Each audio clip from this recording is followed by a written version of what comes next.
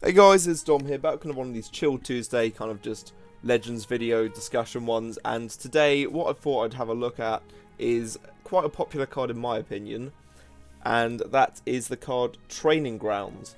And this card is all about whenever you summon a creature, give it +1/+1 if it shares a type with the top creature in your deck.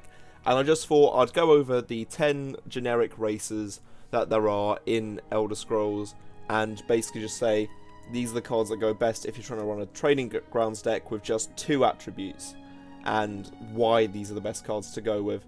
So without further ado, we'll just start off with Argonian, which is going to be in the Scout category. So the reason why I've chosen these ones is because the main themes of Argonians are buffing Magicka, and obviously having a high Magicka. So Archene Venom Tongue is really good because not only is it going to be giving you bonus magic when it gets kills, but it's also got lethal, so it's a good sign of removal.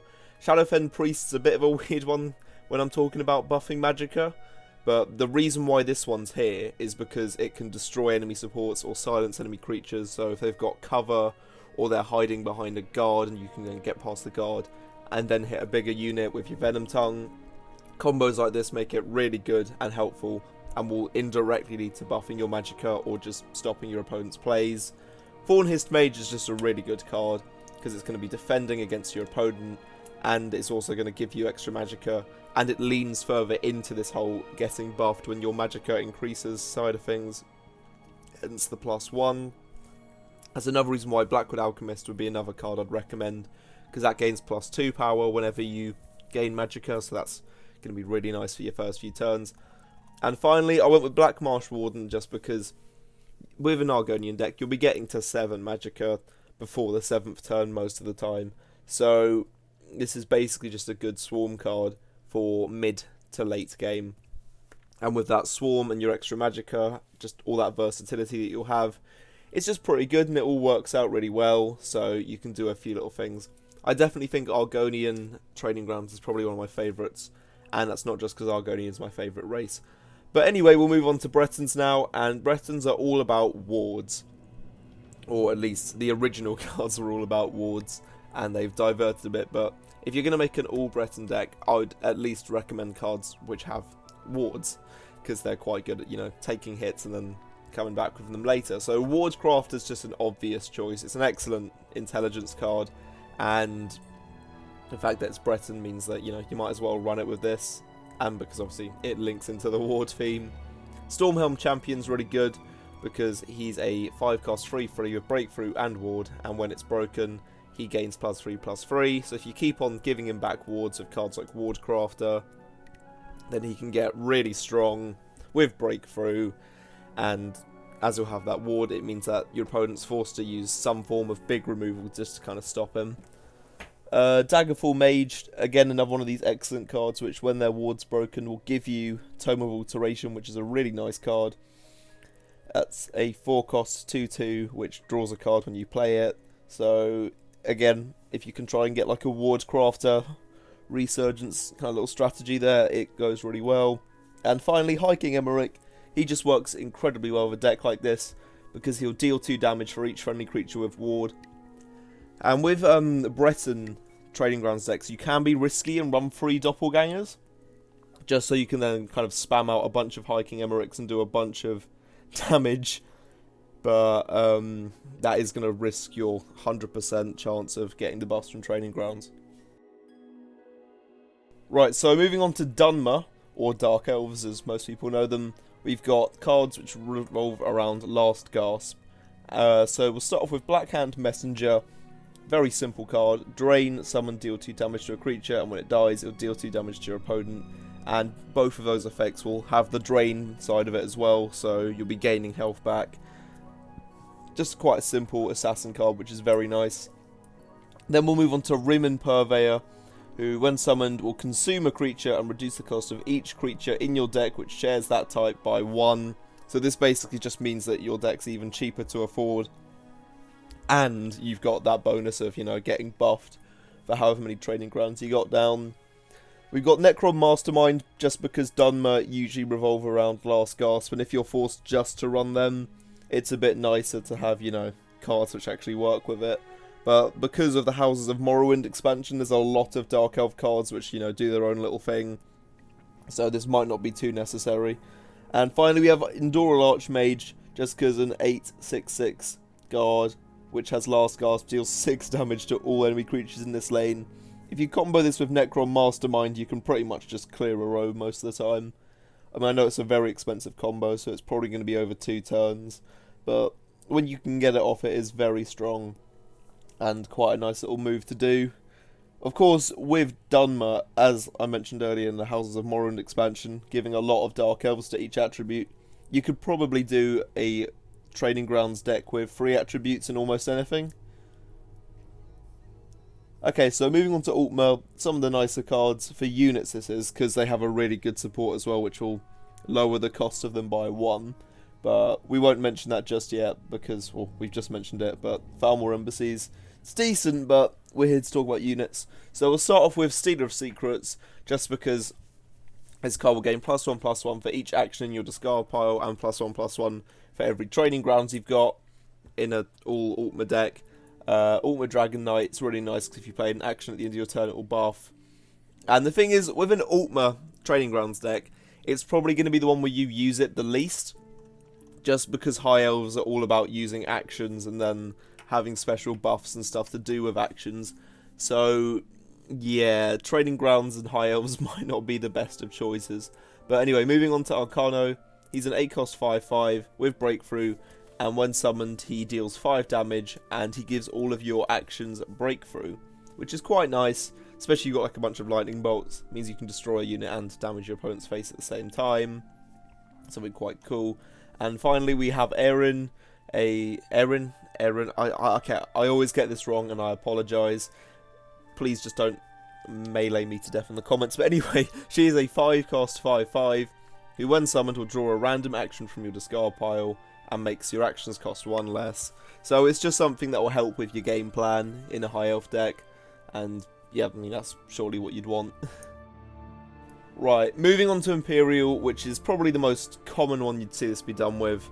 There's also the point that Willpower has Divine Fervour, and Divine Fervour's good, it's just that it's 1 cost more, so things like Training Grounds are quite nice for it, and if Training Grounds gets destroyed, it means that all the units on your board don't suddenly get a debuff, while with Divine Fervour, because it's like a ongoing status, it means that your units will lose that buff as soon as it gets destroyed. But anyway, talking about these units, we have Bruma Profiteer, a 2-cost 3/2, which is whenever you summon a creature, gain 1 health, and because I'm sure you all know, but Imperials are all about Swarm, so just cards like this would be really nice. And that's the reason it makes a good Training Grounds deck, because it means you can get out a lot of small token units and then buff them a lot. So you got quite a lot of mediocre units, which can then take out the bigger units or just be a big threat to your opponent. We got 5th Legion Trainer, just because this will again buff up your Swarm capabilities with their power. We've got Legate Rika, just because she is a 4-cost 3/4 Imperial and a Nord, but I don't really think she'd be needed in a Nord deck, especially she makes Imperials. So whenever you summon an Imperial, summon a 1/1 Imperial Grunt in the other lane. This is just nice for Swarm, and it works with those few cards that came in the Alliance War set, which are all about having cards in both lanes. And finally, General Tullius, which is a 6-cost 2/2, who, when summoned, will summon a 2/2 Colovian Trooper with Guard in each lane, and every time a creature dies on your side of the field, he'll gain +1/+1.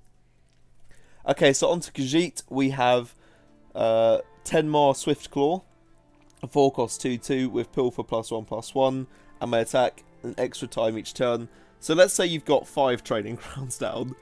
You summon her, you manage to get her to a turn where she can attack. She'll be doing 5 damage on the first hit and then 8 on the second. If she hits face twice, that's 13 damage. That is crazy. And if you've got Master of Thieves, well, that's going to be another 11 damage on top. So that's 19. That's insane. And yeah, well, Master of Thieves is just a nice card because it means that Khajiits, which are all about pilfering, they can do it twice in 1 turn if they've got pilfer.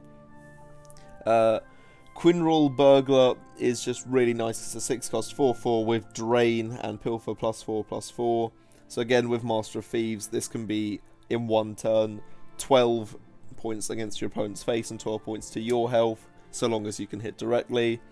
And then finally, Chimera is just really nice because she'll give all the Khajiit in your deck +1/+1. So that means they'll already have 1 buff. So if, you know, you've still got all your training grounds down, whenever you summon Khajiit units, they're going to be massive. And a big threat to your opponent. So they'd have to focus on them. And like, if you get Chimera to attack twice with Master of Thieves, you've got 2 training grounds. That's any Khajiit in your deck having +5/+5 when it gets summoned. Which I know is like the most optimal build there possible, and probably not going to happen much, but if it does, well, you probably run the game very easily, as long as your opponent doesn't just, you know, Dawn's Wrath. Anyway, on to Nord. We have Eastmarch Crusader, which will draw a card if your opponent has destroyed or has lost a rune. You got Ulfric's Housecar, which is all about whenever an opponent's rune is destroyed, not destroyed, you draw a card. And Relentless Raider, which is after an enemy rune is destroyed, deal 1 damage to your opponent, and Lyris at the start of your turn will destroy your opponent's front rune or just kill them. So with all these cards together, you can kind of see the Nordic theme is all about destroying runes, and if you can have like a setup like this, you'll be destroying runes, getting like draw power, dealing additional damage to your opponent, and it's just really cool and a nice setup. Especially with training grounds, as that will strengthen these units and make them a bit harder to just destroy with creatures and force them to have to use their other forms of removal, like silencing actions like piercing javelin and whatnot. And that can kind of be a bit of a pressure to your opponent. So in like an optimal situation where you've got 3 training grounds down, 3 Relentless Raiders, 3 Ulfric's Housecalls, Lyris, and then I don't know, some guard in one of the other lanes, you know, you'd have these really strong units which at the start of your opponent's turn will be destroying their front rune, dealing 3 damage, and you'd be drawing 3 additional cards as well as your regular draw. Again, that's probably never going to ever happen, but if it does, then, well, yeah, you've just got so much control over that game, and your opponent's probably going to hit concede very soon. So next we'll be moving on to Orcs, or Orsimer as I've called them just to be fancy. And Orsimer are all about having other orcs on the board together. So Orc Clan Captain will give other friendly creatures in this lane 1 extra power, which is obviously just nice because this is an additional buff as well as your training grounds. And, you know, it goes really well together. We got Champion of the Arena, who, with all the buffs and training grounds, will be battling the opponent's creature with his breakthrough as well, so he's likely to kill them and then deal a bit of damage to your opponent's face. And then because he's got a lot of health as well, it's going to be quite nice just because it means it's something your opponent has to focus on. Wood Orc Headhunter is a card I've never actually run before, but that's just because it's quite expensive and it's only made for very specific Orc decks. And that is a 5-cost 5/4 with breakthrough, and it gains charge if you control another Orc. So it's actually an excellent card, it's just very specific and made for these decks. So if you do have all your training grounds down, it will be an 8/7 for 5 cost with charge, which makes Aspect of Hircine look a bit pathetic. And I don't like to insult that card because that's basically one of my favourites. Anyway, we'll move on to Gortwog Grow Nagron.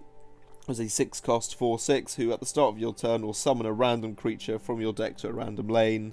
And obviously with training ground buffs, it means that they'd just be even stronger when they hit the field and a bit more of an issue. And if you manage to hit like a Wood Orc Headhunter and you got one in hand, you can do some really crazy little combos there to damage a lot out of your opponent's health bar. Right, moving on to Redguard, we have Rehad Horseman, Skilled Blacksmith, Gardener of Swords, and Merrick at Aswala. So basically, Redguards are all about items. There were so many cards here I could have chosen, but I just wanted to get like a kind of mix of the lower ones, just so you know what are the key fundamental ones that anyone trying to make a Redguard deck should run. So Rehad Horseman, for instance, he's just great because if you give him a single item, he's going to become at least a 5/2, and that's if the item does no buffs whatsoever, which I don't know if any items actually do that. And with Training Grounds, obviously, he's a cheap card. He'll be even stronger as well, and because he's got Breakthrough, it's going to be a bit dangerous. Skilled Blacksmith's great because he just makes your items cost less, meaning that you can get off that synergy a lot easier and without the stress. Gardener of Swords is an excellent card because it means whenever any other card on your side of the field equips an item, he will also gain a copy of it. And with Merrick, that works really well because he'll give an item to every creature in a friendly lane. So if your Gardener of Swords is in the Shadow lane and you summon Merrick to a full up field lane, then your Gardener of Swords can be getting 4 copies of items, as well as, you know, all the other cards in the field lane getting random items. I mean, I can understand the RNG can always be a bit weird, but usually you're always going to get at least one good item if you put Merrick in a full lane. I mean, you're not always going to be expecting like an Umbra or a Dawnbreaker, but just some little buff which is appreciated. And alongside Trading Grounds, it means your units will be very strong. And finally, we have Bosmer or Wood Elf, and they're all about kind of dealing with wounded creatures and wounding them. So some simple choices would be Grotwood Ambusher, Leaf Lurker, Fartanasi Reaver, and Elena Bennock. So with the Ambusher, this is just good because not only is it a prophecy card, but it's going to be wounding every creature in one of your opponent's lanes, unless they've got like wards or they're buffed already, but it'll still be damaging them, which is nice. And that then means that Leaf Lurkers or Reavers can then come along and just destroy everything in that, well, the Reaver can destroy everything in that lane when compared with a Prophecy Ambusher, but then Leaf Lurker can just get rid of like the biggest unit. And obviously we've got Elena as well, because, you know, she basically destroys a unit when she gets put down, and by the time your opponent can deal with her creature-wise, it's going to be another trade, so you can kind of almost pick off 2 big units if you're lucky. And if you do have cards like Unsummon in your deck as well, you can summon her again and shoot. To be honest, I'd say with a deck like this, Trading Grounds isn't too useful with Wood Elves, but I mean, that's just with the cards I'm showing here. I mean, because Elena getting buffed isn't going to be able to do even more damage, so that's just the example I had there. But that's pretty much going to conclude this video. I hope you guys have enjoyed. If there are any other kind of Trading Ground deck ideas that you'd like me to discuss, let me know in the comments, and I'll see you next time.